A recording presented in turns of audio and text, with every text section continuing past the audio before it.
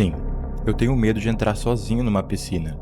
E não é da piscina em si. O problema é que quando eu mergulho, a sensação me lembra demais o mar, principalmente se a água estiver funda, meio escura e vazia.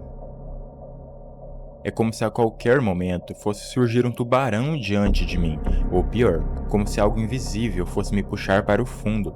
É aquela mesma angústia dos vídeos de talassofobia que circulam por aí. O medo que sentimos do oceano é proporcional ao tamanho dele. 70% da superfície da Terra é coberta por água, e ainda assim continua sendo um dos ambientes mais hostis para um ser humano. Pensa só, uma pessoa comum resistiria em média 2 horas boiando no mar aberto, e isso no cenário ideal, sem tempestades e sem ondas enormes. Aos poucos, o corpo perde calor, os músculos se cansam, e o que resta é a possibilidade mais assustadora: se afogar lentamente, inalando litros de água ao invés de oxigênio. E mesmo com equipamento, as coisas não são nada tranquilas. A cada 10 metros de profundidade, a pressão sobre o corpo aumenta como se o peso da atmosfera da Terra se repetisse em cima de você. É por todos os lados. Essa sensação de esmagamento já seria suficiente para causar pânico. Mas tem mais. O ar do tanque é limitado e você não pode simplesmente subir correndo para a superfície. Subir rápido demais pode causar a chamada doença da descompressão, e nesse caso a consequência é simples: a morte. E se os riscos do mergulho já parecem ruins, ainda existem os monstros do próprio mar, as ondas. Não aquelas que batem nos pés na praia, mas paredes de água com 20, 30 metros de altura, capazes de engolir barcos inteiros. Em algumas regiões, como em Nazaré, em Portugal, isso é quase rotina. E além delas, os redemoinhos. Encontros de correntes que criam verdadeiros funis de água. Chegou perto, é sugado sem chance de voltar. Mas os perigos não se resumem à força da água. O oceano também abriga criaturas que parecem saídas de pesadelos. Baleias, por exemplo, inofensivas até certo ponto sim. Mas basta um salto mal calculado para virar um barco pequeno.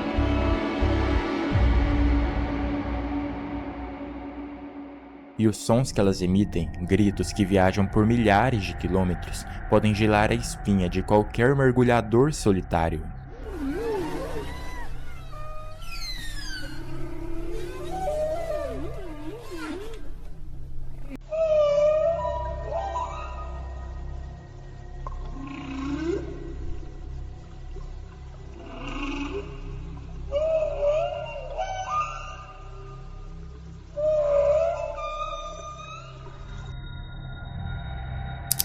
As orcas também são impressionantes. Chamadas de baleias assassinas, chegam a 8 metros de comprimento. Extremamente inteligentes, elas caçam em grupo, e por mais que não sejam conhecidas por atacar humanos, me diz, se você estivesse sozinho, no meio do nada, e uma dessas surgisse, você confiaria? E claro, os tubarões. Sempre que falamos do mar, eles vêm à mente.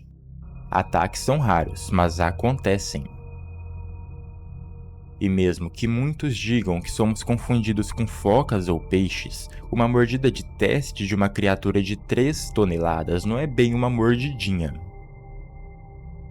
E nem precisamos ir tão longe para encontrar perigos. Polvos de anéis azuis, águas-vivas minúsculas, serpentes marinhas. Todos pequenos, discretos, mas com venenos capazes de matar em minutos.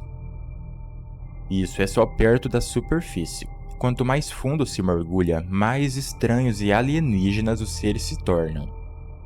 Animais com corpos gelatinosos, dentes enormes, olhos esbugalhados, muitos brilhando no escuro, graças à bioluminescência. E alguns entram no chamado gigantismo abissal. Crustáceos maiores que um homem, lulas de 9 metros de comprimento, tubarões que parecem mortos-vivos. O tubarão da Groenlândia, por exemplo, pode viver mais de 500 anos. Cego, lento, mas imenso, já encontraram até restos humanos em seu estômago. O tubarão-cobra, com sua mandíbula extensível, parece uma mistura de cobra e peixe pré-histórico.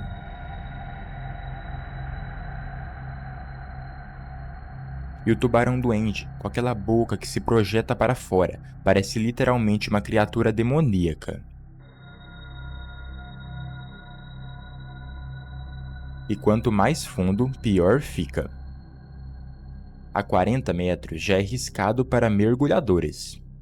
A 200, a luz do sol praticamente desaparece. A 3.800 metros estão os destroços do Titanic. E a mais de 10.000 metros, na Fossa das Marianas, a pressão esmagaria a maioria dos submarinos conhecidos. São pouquíssimos submarinos que podem chegar até lá, e ainda assim, alguns implodiram, como no caso do Titã, em 2023, a apenas 3.500 metros. Imagina mais fundo. E não são só os perigos físicos, o mar também carrega seus mistérios.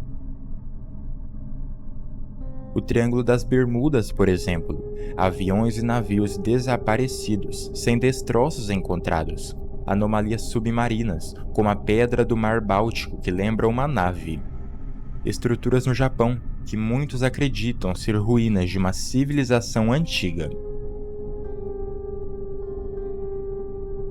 E os sons inexplicáveis, como o famoso bloop, captado no fundo do Pacífico, tão alto que cientistas só conseguiram comparar ao barulho de geleira se partindo.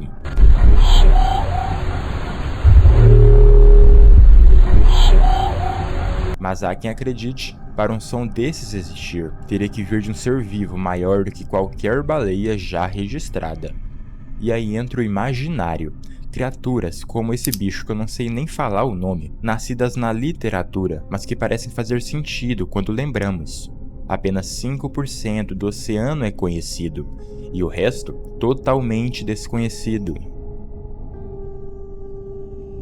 Seja Megalodon, monstros abissais ou mistérios sem resposta, a verdade é que não precisamos de provas para sentir medo. Basta lembrar que o mar é frio, escuro, inóspito e cheio de forças e criaturas que não podemos controlar.